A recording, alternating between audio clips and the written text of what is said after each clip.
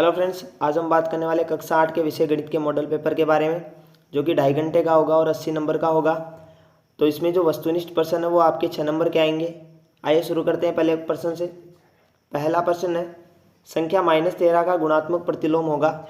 गुणात्मक प्रतिलोम का मतलब है, प्रतिलोम का मतलब है उल्टा, और गुणात्मक का मतलब है कि जो संख्या गुणा में है वह भाग में चली जाएगी, यानी कि 13 माइनस का जो ऊपर था वो नीचे चला जाएगा। इसका राइट आंसर हो जाएगा सी ऑप्शन बटे -13।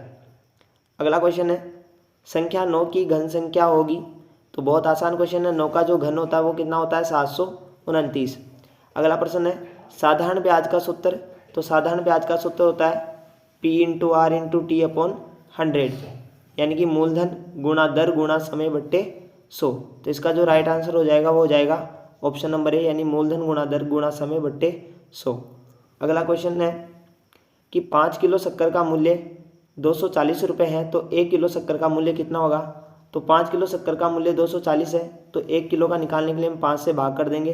तो जब आप भाग दोगे तो सीधा सा आंसर आ जाएगा ऑप्शन नंबर 1, यानी कि 48। आगे बात करते हैं नेक्स्ट क्वेश्चन की।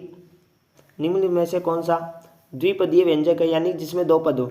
4x स्क्वायर, इसमें केवल एक ही पद है। 5 और 3xy, इसमें 2 पद। तो हमारा राइट आंसर हो जाएगा ऑप्शन नंबर बी, स वाले ऑप्शन में 2x प्लस 3y और 5, इसमें 3 व्यंजन है। अब देखिए फ्रेंड्स, कन्फ्यूजिंग ये है कि द को भी हम 2 व्यंजन मानेंगे कि 5x और 2x है, लेकिन ये 2 व्यंजक नहीं है, क्योंकि 5x और 2x अगर आप देखोगे ध्यान से तो एक ही चर होने की वजह से दोनों जुड़ जाएंगे, और इसका राइट आंसर 7x बनेगा, यानी कि ये केवल एक ही व्यंजक है 7x। तो 2 पद अलग अलग कौन से हैं, 5 माइनस 3xy, यानी ऑप्शन नंबर 20 का राइट आंसर हो जाएगा। अगला क्वेश्चन है क्वेश्चन नंबर 6, चतुर्भुज के सभी अंतःकोणों के मापों का योग होता है। तो चतुर्भुज के जो अंतःकोण है वो हम सब जानते हैं कितने डिग्री के होते हैं, 360 डिग्री के। अगला क्वेश्चन है, वह सबसे छोटी से छोटी संख्या ज्ञात कीजिए जिससे 200 को गुणा करने पर पूर्ण घन प्राप्त हो जाए। तो इसके लिए हमें क्या करना होगा, हमें एलसीएम लेना पड़ेगा किसका, 200 का। तो देखिए 200 का एलसीएम लेने पर आएगा 100, फिर हम 2 से डिवाइड करेंगे तो आ जाएगा 50, उसके बाद फिर से 2 से डिवाइड करेंगे तो आ जाएगा 25, उसके बाद 5 से डिवाइड करेंगे तो आ जाएगा 5, फिर 5 से डिवाइड करेंगे तो आंसर आ जाएगा 1। अब देखिए हमें पूछा है कि घन प्राप्त हो जाए, तो हम 3 के जोड़े बनाएंगे तो 2 का तो जोड़ा बन रहा है, किंतु 5 का जोड़ा नहीं बन रहा है, यानी कि 1 कम है। तो अगर मैं इसे 5 से और गुणा कर दूंगा तो जोड़ा पूरा बन जाएगा, यानी कि वो संख्या होगी 5। 5 से गुणा करने पर जब 200 को 5 से गुणा किया जाएगा तो जो संख्या प्राप्त होगी वो होगी 1000, जो कि एक पूर्ण घन संख्या होगी। आगे बात करते हैं अगले क्वेश्चन की। क्वेश्चन नंबर 8, व्यंजक -4q और 7pq का गुणनफल होगा। तो देखिए -4q गुणा 7pq गुणा करेंगे तो 7 चौके -28, और p और q को q से गुणा करेंगे तो आ जाएगा q²। आंसर हो जाएगा -28pq²। अगला क्वेश्चन है, किसी समबहुभुज के एक बहिष्कोण का मान 45 डिग्री है, तो भुजाओं की संख्या क्या होगी।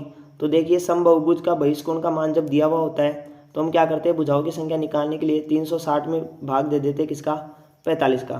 तो 45 दिवान 90, और 90 को जब हम डिवाइड करें 9 चौक 36, यानी कि भुजाओं की संख्या आ जाएगी 8। आप डिवाइड कर लेना आराम से।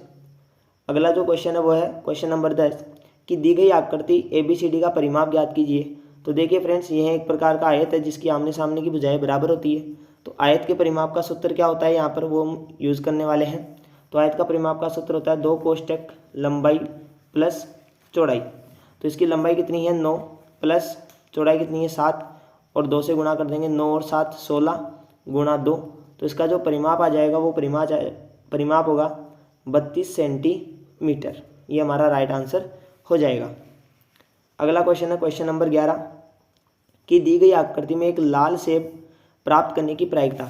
तो प्रायिकता कैसे निकालते हैं, प्रायिकता निकालने का सूत्र होता है अनुकूल परिणाम बटे कुल परिणाम, यानी कि टोटल नीचे आएगा और उसमें से हमें जो निकालना है वो ऊपर आएगा। तो टोटल कितने हैं, तो 1 2 3 4 5 6, और इसमें कुल सेब कितने हैं 7। इनमें से हमें पूछा है लाल सेब, तो लाल सेबों की संख्या कितनी है, तो रेड वाले देखो 1 2 3 और 4। तो इसकी जो प्रायिकता होगी वो होगी 4/7। अगला क्वेश्चन है, तो अब हमारा जो सेक्शन चेंज हो जाएगा, यानी अब हमारे सत्य और असत्य वाले क्वेश्चन है। देखिए चेक करते हैं। संख्या 1354 2 से विभाज्य नहीं है। तो आप देखिए 2 से विभाज्यता का नियम कहता है कि अगर अंत में 2 4 6 8 है तो वह 2 से विभाज्य होगी, लेकिन इसने कहा है विभाज्य नहीं है, इसका मतलब यह असत्य होगा। उसके बाद है संख्या 15 28 75 9 से विभाज्य है। तो देखिए 9 से विभाजकता का नियम कहता है कि इन्हें ऐड करो, तो 1 और 5 6, 6 और 2 8, 8 और 8 16, 16 और 12 कितना हो जाएगा 28, यानी कि यह 9 से विभाज्य नहीं होगा, लेकिन इसने विभाज्य लिख रखा तो ये भी हो जाएगा असत्य। इसके बाद है यदि कोई संख्या 2 तथा 3 से विभाजित है तो वह 6 से भी विभाजित होगी, तो ये बिल्कुल सत्य है। आगे बात करते हैं अगले क्वेश्चन की कि संख्या 6 प्लस अक्स 9 का गुणज है तो अक्स का मान 2 होगा, यानी कि 6 प्लस अक्स, तो 6 में अक्स जोड़ने पर कितना भी जो आएगा वो 9 से विभाजित होगा, यानी कि 9 की टेबल में वो आएगा। लेकिन इसने कहा अक्स की जगह 2 होगा, तो अगर मैं 6 प्लस 2 रखता हूँ तो आंसर आएगा 8, और 8 कभी भी 9 की टेबल में नहीं आता है, इसका मतलब ये असत्य हो जाएगा। आगे बात करते हैं अगले क्वेश्चन की। दिए गए प्रत्येक ठोस के लिए 2 दृश्य दिए गए हैं, प्रत्येक ठोस के संगत ऊपर से दृश्य और पार्श्व दृश्य की पहचान करनी है। तो देखिए वो दृश्य कौन से हैं, तो ये रहे वो दृश्य कि इस आकृति में आपको देखना है कि ये वाला जो दृश्य है फर्स्ट वाला, ये पार्श्व से देखने पर बनता है या फिर ऊपर से देखने पर। तो देखिए हमने सामने से ये दिख रहा है, फिर ऊपर ये दिख रहा है और फिर ऊपर ये दिख रहा है, यानी कि ये जो दृश्य है वो पार्श्व का दृश्य होगा और ये वाला जो दृश्य है वो ऊपर वाला दृश्य होगा। इसी प्रकार इस आकृति में ये वाला जो दृश्य है वह हमें ऊपर से देखने को मिलेगा और ये वाला जो दृश्य है वो हमें पार्श्व से देखने को मिलेगा। आगे बात करते हैं नेक्स्ट क्वेश्चन की कि 400 व्यक्तियों पर किए गए सड़क सर्वे के दौरान यातायात नियमों का पालन नहीं करने वालों को व्रत में दिखाया गया है। हमें व्रत को पढ़कर प्रश्नों के उत्तर देने हैं।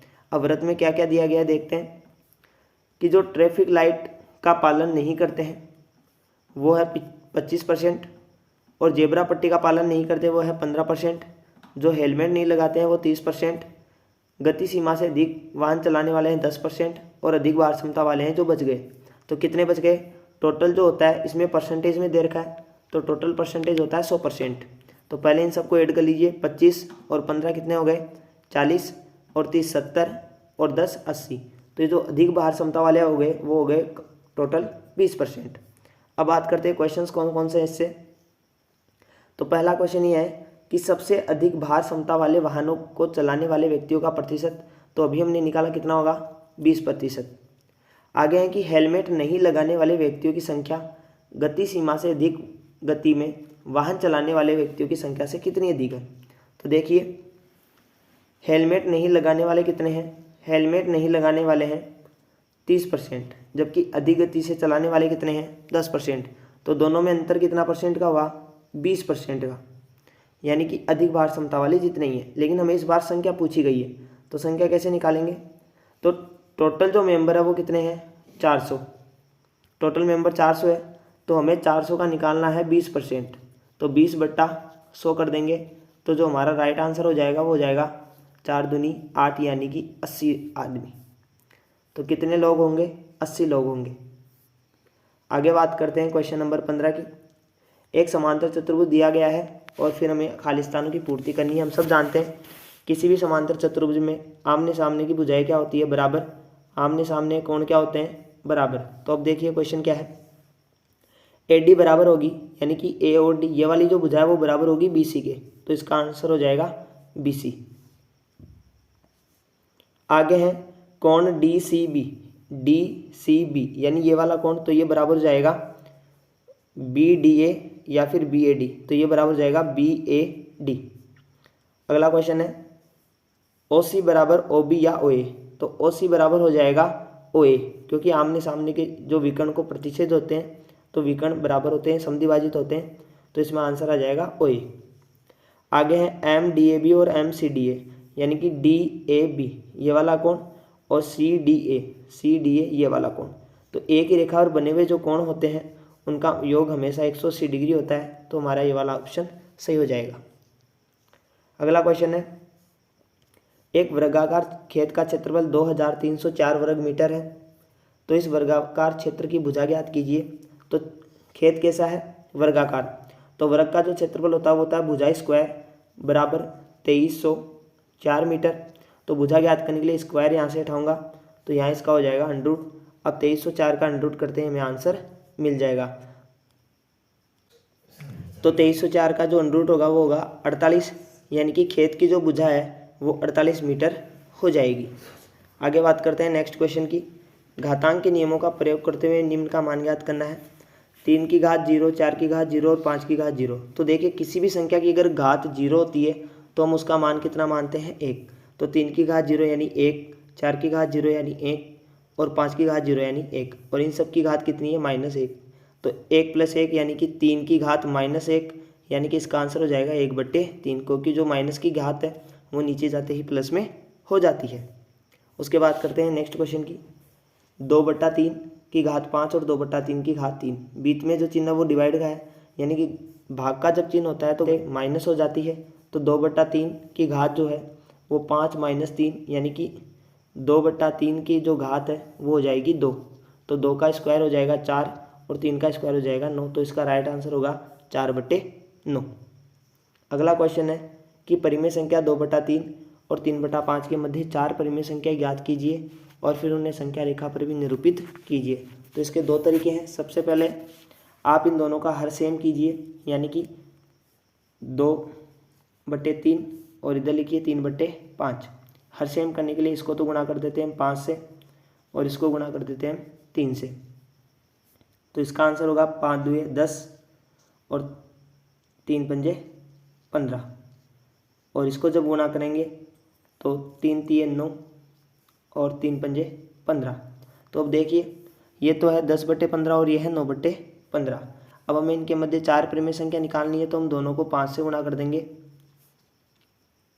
अब जो हमारा आंसर आएगा 50/75 और इधर आएगा 45/75। तो इनके मध्य 4 संख्या हो जाएगी 46/75, 47/75, 48/75 और 49/75। संख्या रेखा पर दर्शाने के लिए हम कैसे दर्शाएंगे? तो एक संख्या रेखा बनाएंगे 0 से लेकर 1 तक, और उसमें फिर दर्शाएंगे 1/75, 2/75। इस प्रकार से हम संख्या रेखा बनाएंगे और फिर यहाँ पर इसको शो कर देंगे। अगला क्वेश्चन है 19वां कि राम ने 10,000 रुपये 2 वर्ष के लिए 10% की दर से चक्रवृद्धि ब्याज पर लिए। यदि धन सरल ब्याज पर लिया होता तो दोनों ब्याज में कितने का अंतर होता? तो 4 नंबर का क्वेश्चन है, इसलिए हमें थोड़ा सा बड़ा करना पड़ेगा। तो किस प्रकार करेंगे देखिए। सबसे पहले आप सरल ब्याज निकालिए, यानी कि PRT/100। तो उसने कितने रुपए लिए? 10,000 रुपये लिए। कितने दिन के लिए? 2 वर्ष के लिए। कितने वार्षिक ब्याज तक?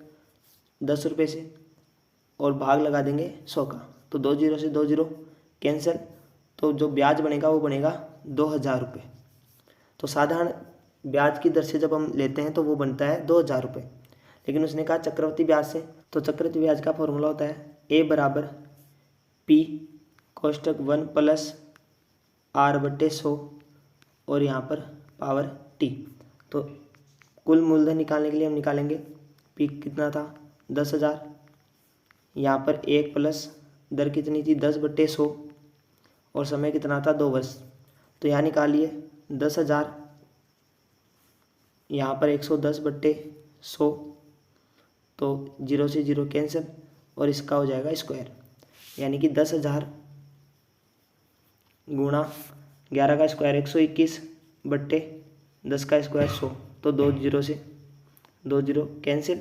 अब जो हमारा आंसर होगा वो होगा 12,100 रुपये, यानी कि 10,000 रुपये उसका मूलधन था और 12,100 रुपये उसका मिश्र धन है। तो जब मिश्र धन में से मूलधन माइनस करेंगे तो आंसर आ जाएगा हमारा 2,100 रुपये। और अभी जब हमने साधारण ब्याज निकाला तो वो कितना था 2,000 रुपये, यानी कि दोनों का जो अंतर होगा वो होगा कुल 100 रुपये का, यानी कि 100 रुपये में ज़्यादा देने पड़ेंगे। अब बात करते हैं अगले क्वेश्चन की कि दो संख्याओं का योग 95 है। पहली संख्या दूसरी संख्या से 15 अधिक है। तो पहली संख्या मान लेते हैं कितनी x, दूसरी संख्या हो जाएगी x + 15, क्योंकि यहीं से 15 ज़्यादा है। और दोनों को जब हम जोड़ेंगे तो जोड़ने पर आएगा 95। अब सोल्व कीजिए 2x + 15 = 95।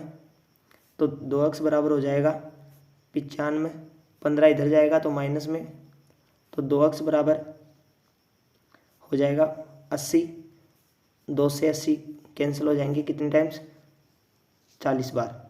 तो जो x की वैल्यू है वो कितने आएगी, 40। तो पहली संख्या 40, दूसरी से 15 ज़्यादा होगी तो वो हो जाएगी 55, यानी पहली संख्या 40 और दूसरी संख्या 55 होगी। आगे बात करते हैं नेक्स्ट क्वेश्चन की। 21वां क्वेश्चन, माल से लदा हुआ एक ट्रक यातायात नियमों का पालन करते हुए 25 मिनट में 11 किलोमीटर चलता है।